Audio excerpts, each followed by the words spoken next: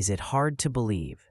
In the middle of peak tourist season, America's international airports, once bustling with life, now feel like ghost towns. LAX, JFK, O'Hare, their halls echo with silence. No more check-in lines, no hustle through immigration, and even the loudspeakers seem reluctant to speak, because there's no one left to hear. Since July 2024, 10 international airlines have pulled out of the U.S. quietly, without headlines, without farewell. Like the country was erased from the global tourism map, where once America was a dream, now it's a question mark. From Europe to Asia, travelers are saying, no, thank you. Not because they've found better places, but because visiting the U.S. has become too expensive, too chaotic, and frankly, too risky. In this video, we'll walk you through the 10 major airlines that are distancing themselves from America and the hidden reasons behind this retreat. The first one? A quiet goodbye from Iceland that shook an entire continent. Segment 1. The fall of Play Airlines. Remember those $99 budget flights for Reykjavik to Boston?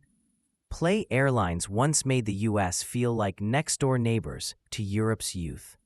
But by March 2025, they had erased every American route from their system. No announcements, no press releases, just gone. The result? Northern European travel to the U.S. collapsed by over 60%. Even aviation veterans were stunned.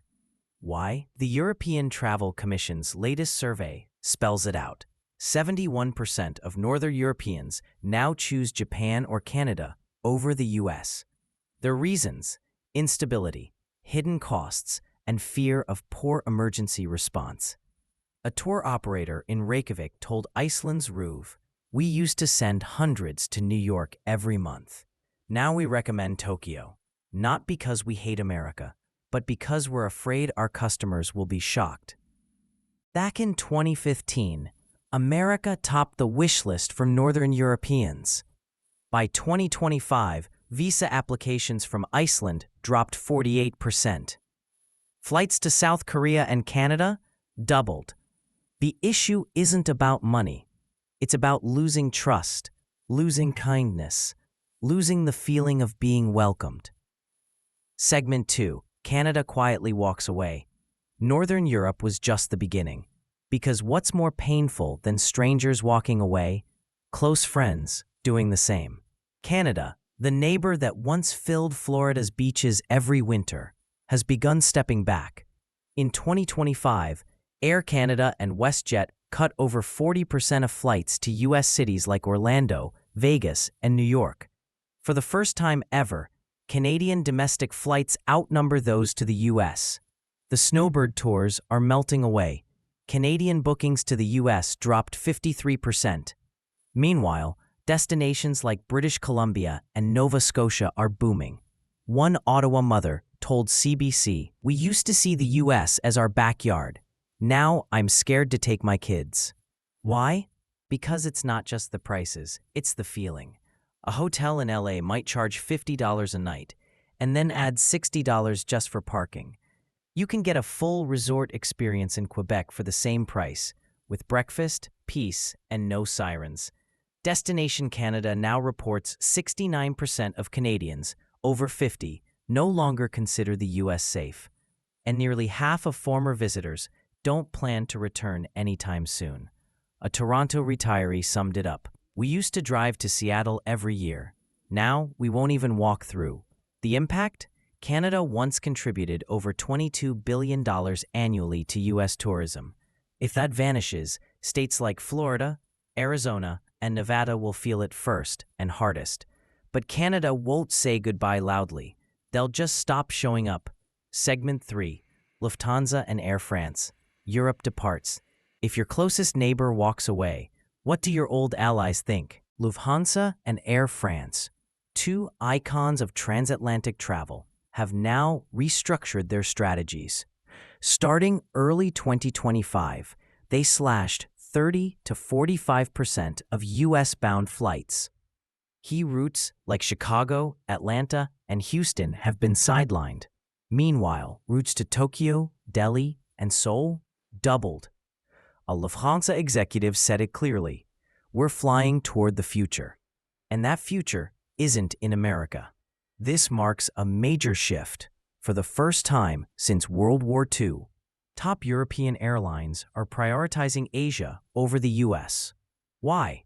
High airport fees, complex border checks, social unrest in major cities, fluctuating dollar value, lack of incentives to stay. Meanwhile, Asia is booming.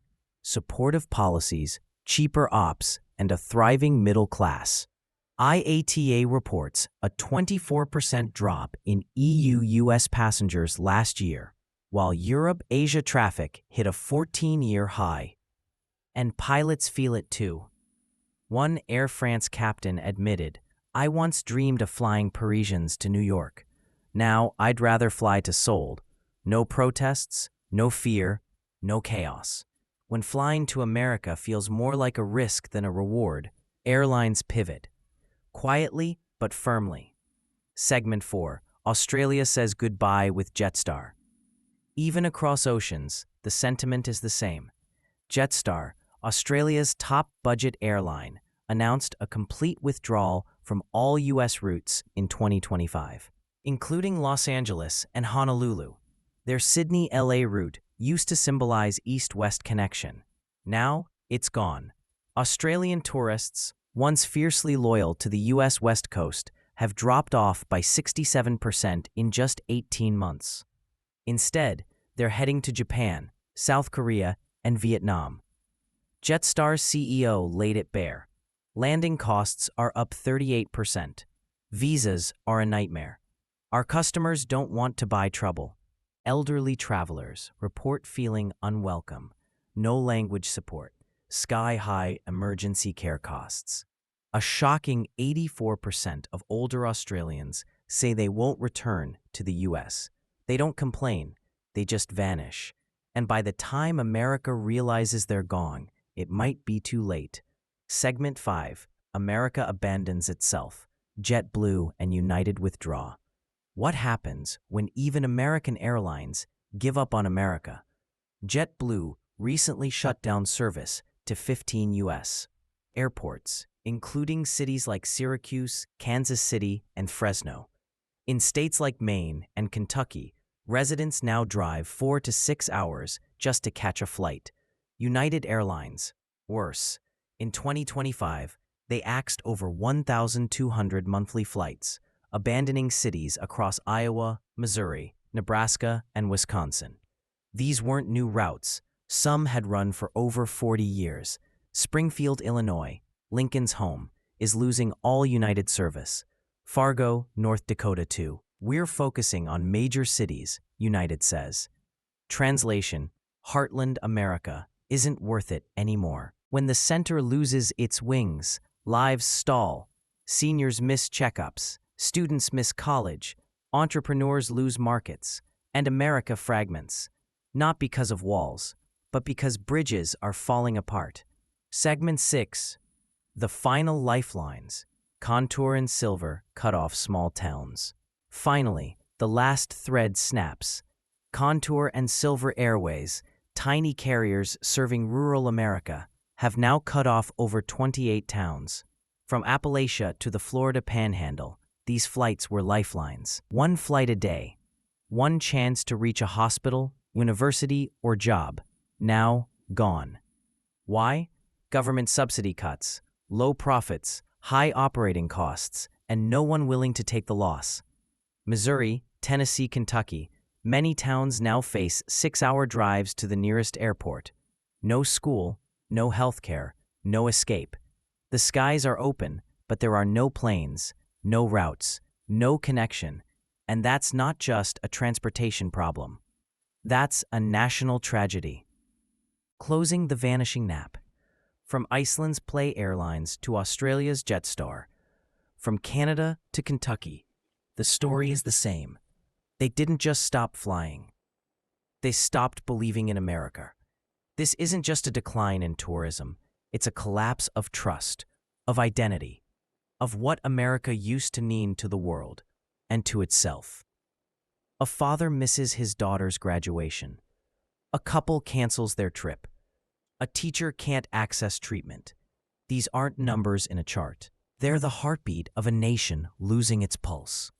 Have you seen your local airport grow emptier?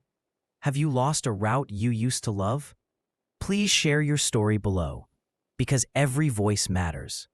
Every city still standing on the map deserves to be heard. If this story touched something inside you, hit subscribe. Join us for the next chapter, where truth meets emotion and the questions no one dares to ask finally get answered.